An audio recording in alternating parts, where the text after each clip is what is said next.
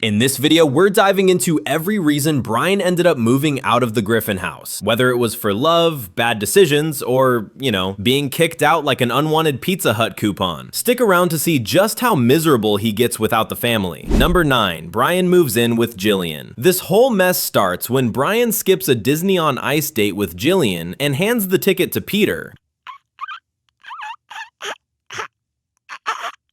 Oh, God, yes! I'll be right back. I'm gonna go put on my Donald Duck costume. Ready? Big mistake. Peter and Jillian spend the whole day together bonding over glitter and ice skates, and by the end of it, Peter basically guilt pressures Jillian into telling Brian to either move in with her or move on. What the hell did you do? Because of what you said, Jillian wants us to move in together. Well, I think you should, Brian. She's beautiful, she's funny, and she is smart as the day is wide. Under Peter-level pressure, aka the worst kind, Brian agrees to get an apartment with Jillian. Shockingly, Brian actually enjoys living with her, until he realizes he can't afford rent. Oh, I was just on my way back from the cobbler. Figured before I stopped by the apothecary, I'd come here, and then it's off to the haberdasher. These turn-of-the-century business jokes doing anything for you? Not really. Did you use the jokes? Yeah, they're not landing. So he sneaks Stewie in as his tiny, diaper-wearing financial sponsor, thanks to Stewie's thriving paper route empire. Gosh, gosh, bagosh, it's a brand new paper boy.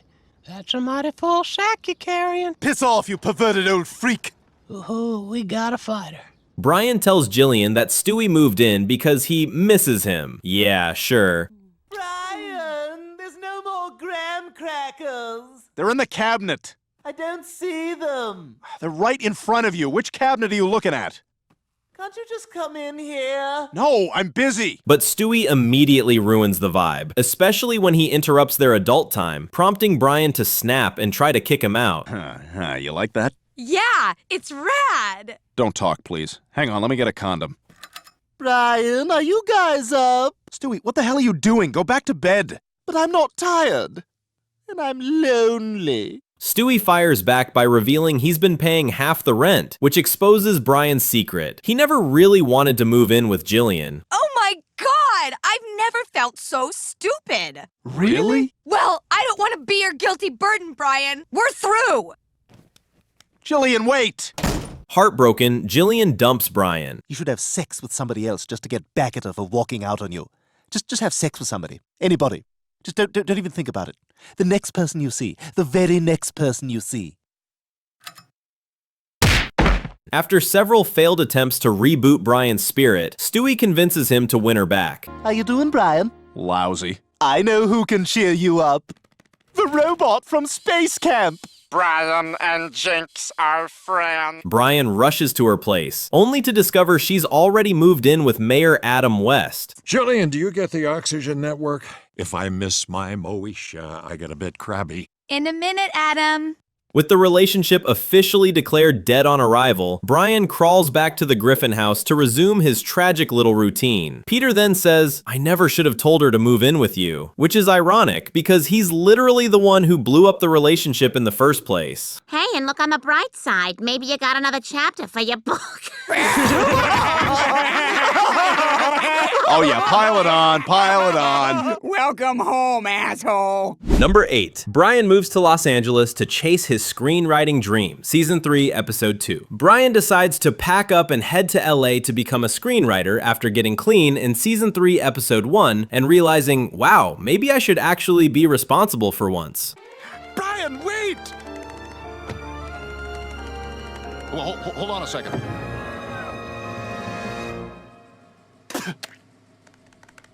Airport, please. So he leaves the Griffin house to pursue his lifelong dream. First step of chasing that dream, paying rent. So Brian becomes a waiter at some fancy restaurant. You know, I don't usually gush, so you'll have to forgive me, but when I was writing Coast Guard, that's what I do, I'm a writer. Anyway, when I was writing Coast Guard, I couldn't think of anyone other than, there's a woodpecker on your head. Yeah, he comes and goes. Of course, waitering didn't pay the bills in LA, so he picked up car washing on the side. Every car I hand wash comes with a smile, an air freshener, and a copy of my can't-miss coming-of-age teen comedy set in Wisconsin. What's your name? Brian. Let's see. There we go. Brian. And see you at Disneyland. After one exhausting shift, he gets a mocking voicemail from Jack Nicholson himself telling him to quit his dream. Listen, I'm just jacking you, man. Me and my buddy Phil just found your script at Starbucks. Tell him it sucks. Yeah, it sucks. Give it up, loser. And don't put your number on the cover, you stupid. I'm hungry. Great motivation, Jack. Thanks. Things get worse when the Griffin family visits LA. Brian panics because he doesn't want them to see how pathetic his life looks, so he pretends everything's great and takes them out to dinner like he's some Hollywood hotshot. I'm in the business too, you know. I'm going to be on television. Great. Yes, and when I make my appearance, I promise you'll all be talking about it at the water cooler the next day. Yeah, well, good luck with that. Yeah, well, good luck with that. Yuts. Running out of options, Brian accepts a job directing adult films. Because, as he puts it, hey, it's still better than washing cars. Do I have to sleep with the dog in this one? Hey, can someone fluff Paul? He's got like a windsock thing going on. Shockingly, he's actually good at it. Hey, Brian, can I be in the movie? Well, actually, one of the jacuzzi girls didn't show up. How long can you hold your breath underwater, sweetie? Real long. One time at Hatch Pond? No, absolutely not. This is a closed set. You gotta leave. After 3 quick hits, he even gets nominated for Best Director. But he's miserable because, well, it's adult films. Brian, they're your family. They'll love you even if you made a couple of crappy movies. I mean, Blythe Danner still loves Gwyneth Paltrow. Ooh, score one for me. At the award show, only one reporter bothers interviewing him, and she's not even serious because her mic isn't plugged in. I was asked to star in a porno once, yeah, but I couldn't, because, you know, most of my body is less than 18 years old. I used to guest host The Tonight Show. Oh, yeah. What was that, like 30 years ago? Your mic isn't plugged in. Brian's up against heavy hitters like John Williams and Ron Jones, yet somehow he wins. He lives with us back in Quahog.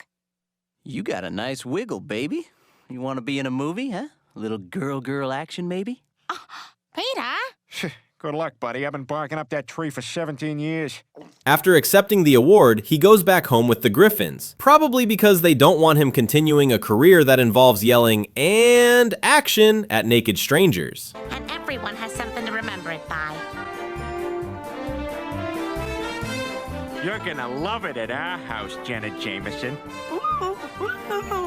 Number 7. Leaving the family to go to college. Season 4, Episode 15. In this episode, Brian gets the biggest ego boost of his life when he lands a job at the New Yorker. Everyone, this is Brian, our newest contributor. Hi there. How's it going? Would you like some tea? Cigar? Brandy? No, I'm good, thanks. The staff welcomes him like he's the second coming of Hemingway, until he casually mentions he never graduated college. Brian, the New Yorker does not employ your kind. You, sir, are fired. No dogs allowed. He gets fired on the spot, faster than Peter gets banned from a buffet.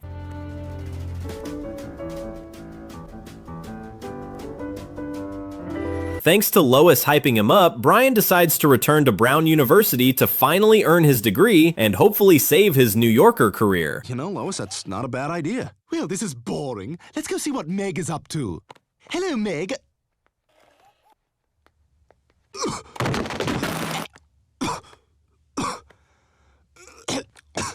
When he arrives, he's shocked to find tiny little Stewie secretly tagging along like a deranged carry-on item. I'm gonna call Lois and have her pick you up right now. Hi, I'm your roommate, Caleb. I like cutting myself. I bleed a lot. Can I have the top bunk?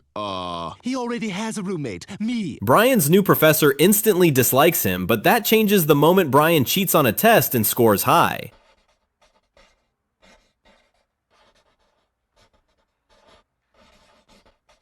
There.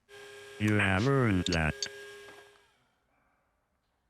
When Brian tries to confess, the professor cuts him off and dramatically says Brian saved his life because he was so depressed he was considering ending it. Yeah, definitely the kind of healthy adult you want grading your exams. Oh, like that. Oh, baby. I thought about this all day. Not so fast.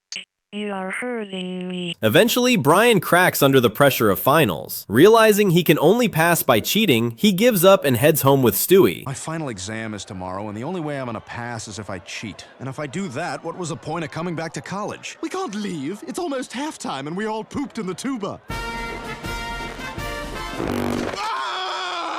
Okay, we can go. Lois is horrified and tries to motivate him to go back, then literally sucks him out of the room with a vacuum cleaner. Stop it! Stop it! It's scaring me!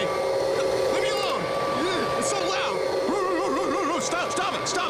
All right, I'll study. Brian trains non-stop with Stewie's help, but panics when he realizes the exam is only hours away. You know, the exam's in 3 hours. Oh, crap. All we've done is work out. We should study. Right. Lois convinces Peter to call the A-team to drive Brian to campus. He arrives just in time, takes the exam, and fails. You may start your exams.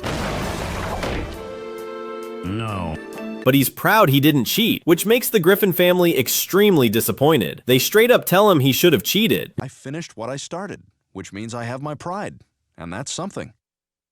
No, it's not. Yeah, what are you, out of your mind? I mean, I don't understand that. What's that like? You're such a loser. I hate you.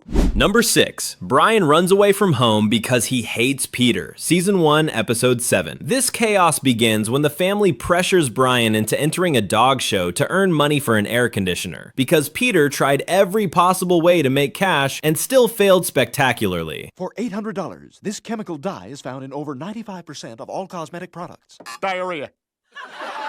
What? Oh, sorry. What is diarrhea? Brian reluctantly competes and wins, but Peter immediately forces him to do things he hates, pushing Brian over the edge. Brian, come. Hey, don't you walk out on me. Hey, I now command you to leave. Yep, keep going. Yeah, that's right. Yes, flip me off. Good boy. On the drive home, Brian and Peter argue non-stop, freaking Chris out because he thinks they'll crash again like the time Peter rammed his car into a deer's car. Yes, the deer's car. There's no reason to get the insurance companies involved. Well, I should still take down your information, though. Really? Because, you could probably just buff that out. I mean, yeah, but I would really feel better if I got your information. Lois tries to calm them down, but it only makes things worse. Brian gets so angry he jumps out of the car and walks off. Oh, God. Brian, don't do this. Is the doggy going bye-bye? Oh, I'm so sad. Quick, back up! Only to get arrested for not wearing a collar and fined $10, which somehow makes Peter even angrier. Jackass. Hey, he's the law outside this house, just like I'm the law inside this house. And you better start obeying both of us. Oh, look at you, big man. Can't even afford to buy an air conditioner for your family. Jeez, what a bitch. The next morning, they argue again. Peter throws the ultimate insult. He reminds Brian he used to be a stray that Peter rescued. Jeez. All set, sir. I don't have any change. Sorry. Oh, well, that's okay. No charge. Oh, wait. You hungry? Brian snaps and storms out of the house. Hey, you're not going anywhere without your leash. I don't need your damn leash, and I don't need you. I'm going for a walk. Don't worry. He won't get far without this. Life without the Griffins hits him hard. Restaurants refuse to serve him. Something near a window, preferably a booth. Ah! Yeah, you got 50 Puerto Ricans in the kitchen. Yeah, that's authentic Italian. Other dogs ignore him when he tries to warn them they're being exploited. Oh, don't do that. That's what they expect you to do. Yeah, okay, fine for you, but what about your puppies? And your puppies' puppies? God, am I the only one who's outraged here? He even gets chased by police for drinking from a public water fountain. Yes, apparently that's a felony.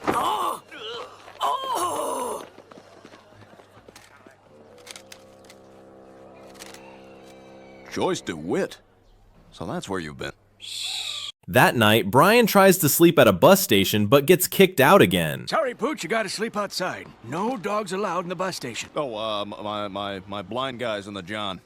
I'll point him in your direction. Oh. Everything spirals until he's finally arrested for attacking a pedestrian. All right, you want me to be a crazy animal? Okay, I'm a crazy animal. Ah! Ah! Help! All right, who wants to be next? You?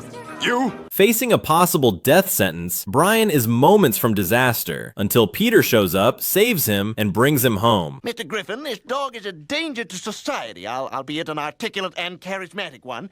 But the law is the law, and it cannot be circumvented by pretty words. I'll give you each $20. Deal, he can go. Ending one of Brian's most miserable, absolutely not worth it adventures. If you ever tell anyone about that, I will kill you. Number 5. Brian moves in with Bonnie. Season 14, episode 16. The neighbors throw Bonnie a 46th birthday party, where Joe proudly plays a highlight reel of himself back when he could actually move his legs.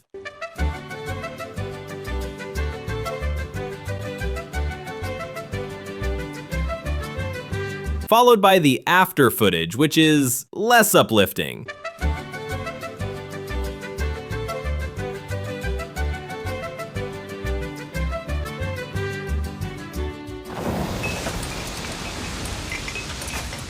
Better wrap it up, honey. Tide's coming in. After using the bathroom, Brian overhears Bonnie crying and tries to comfort her. One thing leads to another, and boom, they share a kiss. You're a good girl. You're gonna be okay.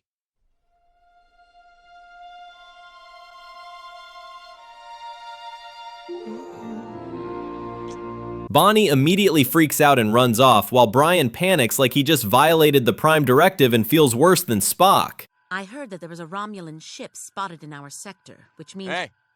Hey! That night, Brian confesses everything to Peter and forces him to promise not to tell anyone. Peter? Brian, I'm sorry. I'm one of these guys now. I'm sorry, Brian! I'm sorry! Minutes later, Joe and Bonnie come over for game night. Bonnie steps out for more wine. Brian assures her he hasn't spilled the secret, and Peter immediately reveals the entire thing through a round of charades. Dog kiss? I think that's time. Your turn is over. Oh, sounds like dog kisses crippled guy's wife at your party. Wait, I know it. The other night at your party, Brian kissed Bonnie. What? Brian apologizes, and Joe pretends to forgive him, even though he later drags Brian's Prius away. What? No! What's he doing? My car was parked legally. Knocks him unconscious at a bar, and records him walking around in Ugg boots. Ah! How do I walk? Are these forever? I also rubbed my butt on you while you were unconscious. I like to put stuff online. Brian calls a meeting to convince Joe to cancel his revenge plans, but everyone just piles on by listing all of Brian and Bonnie's flaws. Oh, Brian's a complete dick, we all know that. But I think we're losing sight of the point that Bonnie's a weird slut who's always letting you know she's open for business. What? When am I doing that? Oh, come on, when are you not doing that? With that boo-boo baby voice and that still breastfeeding rack? Give me some of that! Fed up, Brian storms out to defend Bonnie, and the two decide to run away together. Wow, we are 0 for 2 on interventions today.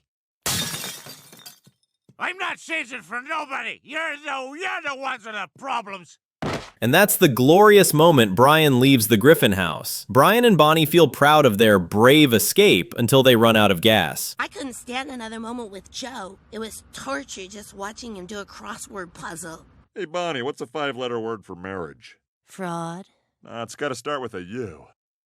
Union! Boy, you stink at this. Forced to work at a diner, they quickly start fighting, ending with Bonnie slapping Brian across the face. I'm panting. That's how I sweat, you dumb bitch. No, it isn't. Dogs sweat through their paws. You're such a know-it-all, Brian. You don't even know about your own body. At least I've had an orgasm. Joe eventually tracks them down using a computer chip hidden in Brian's ear, reunites with Bonnie, and shoots Brian in the legs for hitting on his wife. Wow. I guess just call me Cupid, huh? You're welcome. Oh, damn it! Hey, Bri. Came to try that apple pie you were texting about. Oh, you're short. Number 4. Moving out because he gets married. Season 17, Episode 2. You probably remember when Brian met Jess, the woman he instantly fell in love with like fate just slapped him in the face.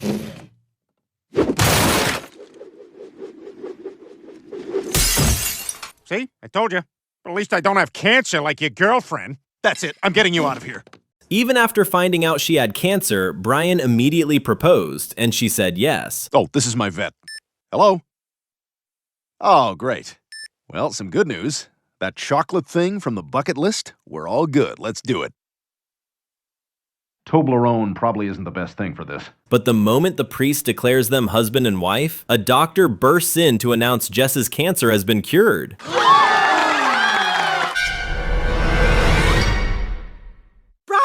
We really will be together forever. Forever and ever and ever. She celebrates by eating everything in sight. I love you. Ah, shrimp. It's like I'm a baby bird. This turned me on too. She gains weight insanely fast and becomes incredibly gassy now that her digestive system is back online.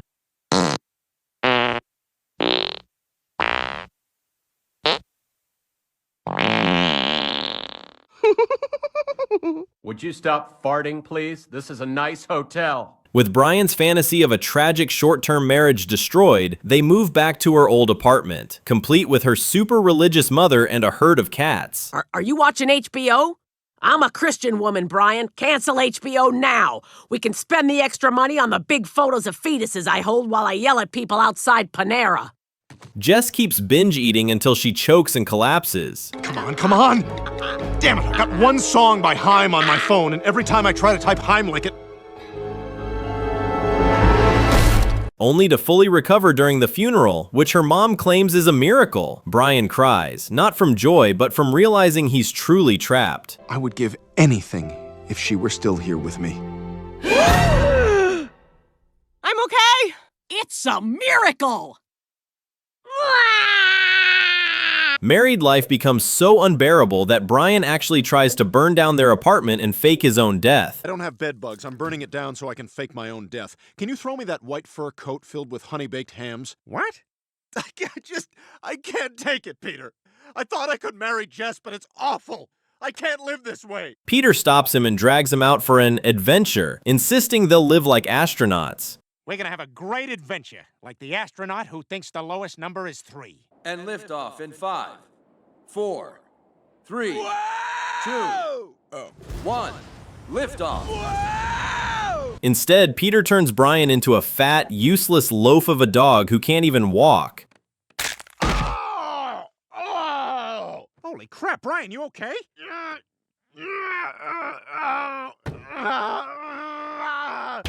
Keep it down up there. Jess tries to take care of him, but quickly gives up and sends him to a dog shelter for euthanasia.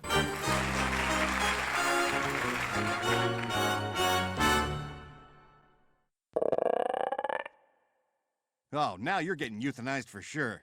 Luckily, Peter arrives just in time to stop the injection and saves Brian's life.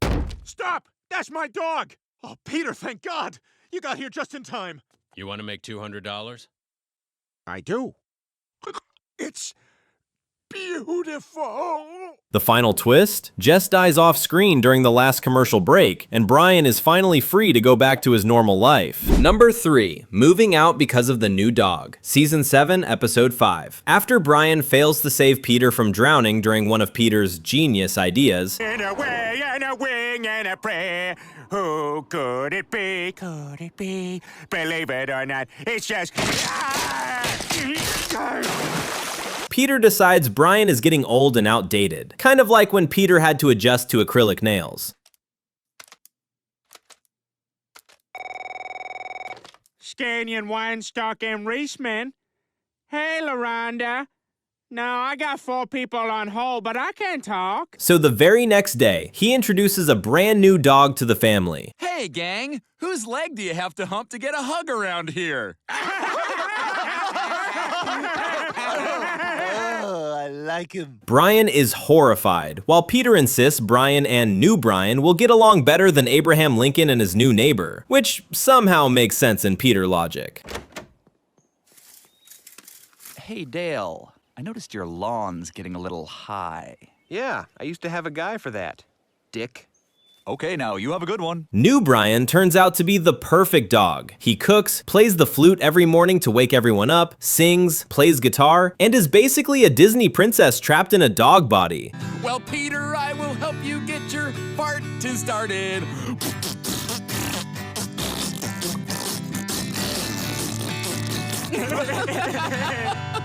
The family instantly loves him and completely forgets about original Brian. Think what you want, aging supermodel Carol Alt. Carol, come in here. They're saying your name on the Family Man. What? Huh? What? Huh? What? I forget.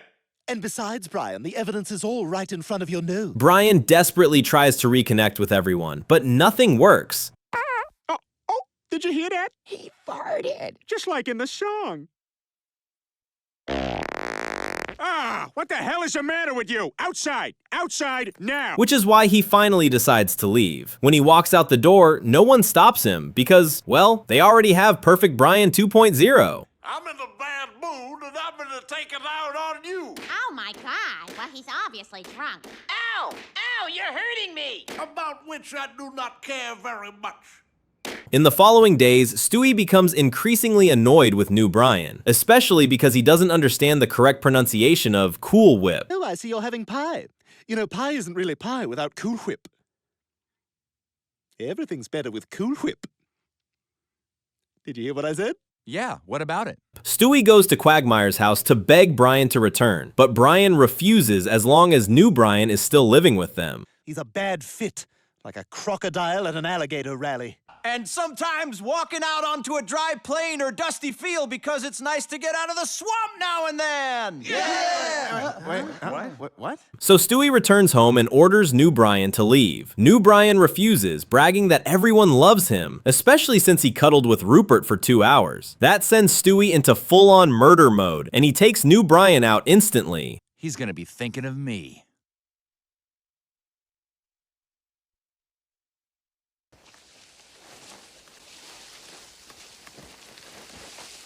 Stewie then writes a fake goodbye note saying new Brian went to a better place and brings the original Brian home, restoring balance to the Griffin universe. Hey, everybody! I'm Bernie the hamster! Would you like to be my friend? Oh my God!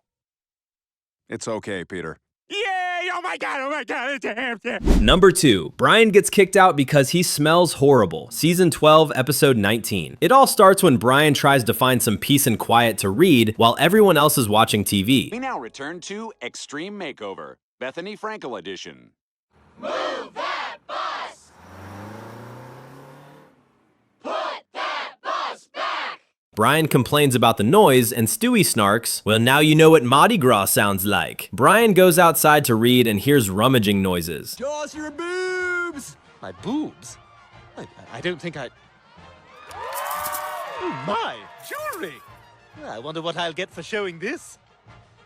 The rules of this city are very unclear. He finds a skunk digging through the trash and tells it to clean up. Well, you in the wrong place if you ain't looking for trouble, boy. Nothing but trouble out here.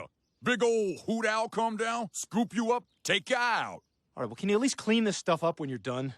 Otherwise, it's gonna start to smell. And the skunk responds by blasting him in the face with its spray. Oh, you don't like smell, huh? Well, sniff on this. Ah!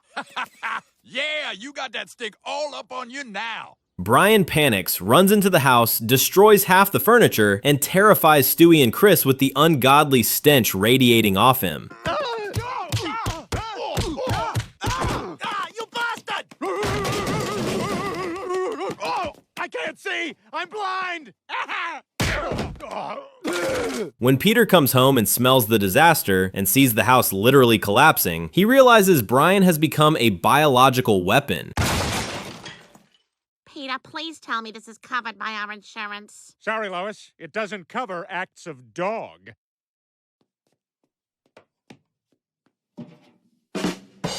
They try everything to get rid of the smell, but nothing works, so the Griffins kick Brian out of the house. I'm an inside dog! I'm sorry, Brian, but you stink. I'll take smelling good over walking good any day. You don't smell good, Joe. I'm sorry, I thought I was alone. He spends the night in the yard and begs Peter to let him back in, saying the outside world is terrifying. Even my nephew Scrappy Brian couldn't survive one night. Let's go check out that noise. I don't know, Scrappy Brian. Might be better just to stay put. I'm not afraid. Let me get him. Let me get him. Damn it. I told my sister this wasn't a good weekend. But because the smell still lingers, the family refuses to let him in. Brian begs Stewie for food, but Stewie mocks him. What kind of dog can't live outdoors? Well, I'm afraid I finished my dinner. All I have is a steak, but that belongs to Rupert. Can I have it? I don't know. That's a question for Rupert. You'll have to ask him. Hey, Roop. Roop? Oh, no. This is already over. Feeling like a disgrace to dogkind, like a robot traffic cop filled with gum, Brian accepts his fate.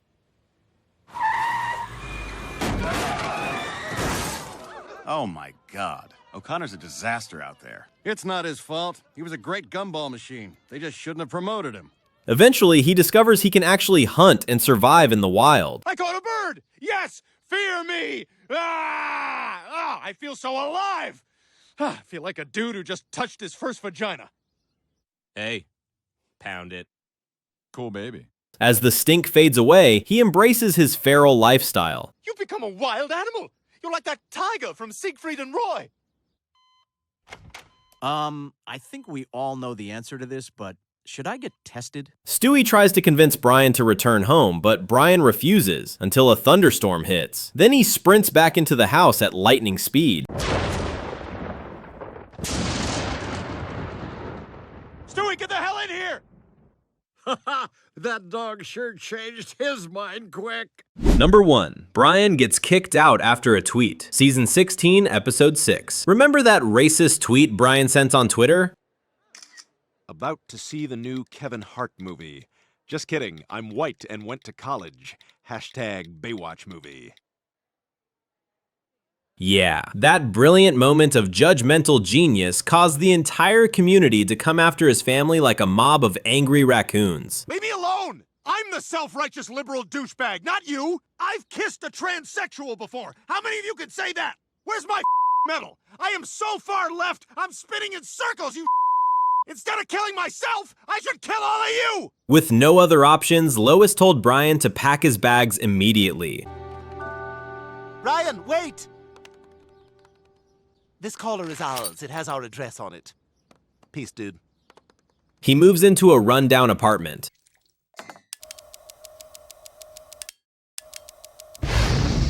By season 16, episode 7, broke and desperate, he takes a job at a suicide hotline. So, what do you think? Is your family going to give you money for the rent? Yeah, I'm thinking no. Well, you got to do something, Brian. You're a week behind. Okay, look, I'll get a job, okay? There, he develops a crush on an attractive new coworker who couldn't care less about his flirting. Why don't you just take your first call? Suicide hotline. Hey, I'm a pathetic dog whose family kicked him out, and I want to kill myself. Stewie? Hey, Brian, how's the new job going? Brian stalks her on Facebook and, predictably, indulges in inappropriate thoughts about her and her mother. Oh, Grandpa's funeral. Baby looked good in black. That's her mom? Damn, I can work with this. Then, in a horrifying twist of timing, she returns to the office and catches him in the act. You know what, Brian? I will. Oh my God! Gross! You scumbag! The next day, fearing for his job, Brian plants drugs on her desk to get her arrested. She fights back, shoving him down the stairs and breaking his leg. Ow! My leg is broken! Only thing I can possibly do is lick it repeatedly. There we go, that's fixing it. With nothing to do while immobile, Brian starts spying on neighbors across the street.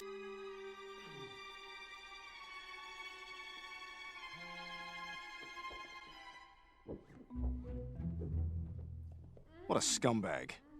He witnesses Principal Shepard arguing with his wife, sees him drag out a big trash bag with a suspicious red liquid trail. Oh, yes.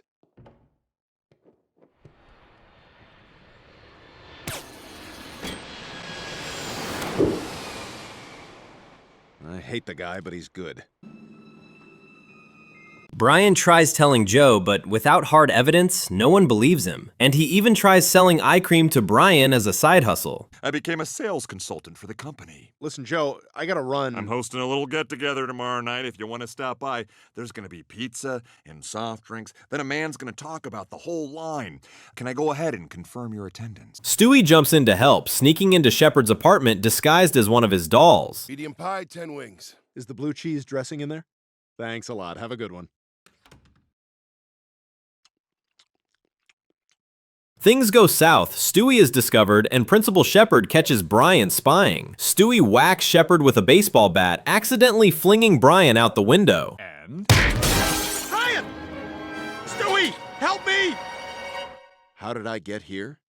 Well, to answer that, You'd have to go back a little while. We're not doing that! Emergency services and police arrive, only to find the trash bag is full of stolen cafeteria food, not the missing wife Brian feared. I've been stealing it from the high school to make ends meet. My life's kind of brute, as the kids say. Sounds like you've had a rough day. No wonder you've got those bags under your eyes. Have you ever heard of a company called Rodan and Fields? Brian returns to the Griffin house a hero, celebrated for saving the school board over $200 in pilfered food. And there you have it. All the wild, ridiculous, and often miserable reasons Brian left the Griffin house. Most of the time, things didn't end well for him. If you remember any other epic Brian departures, drop them in the comments below.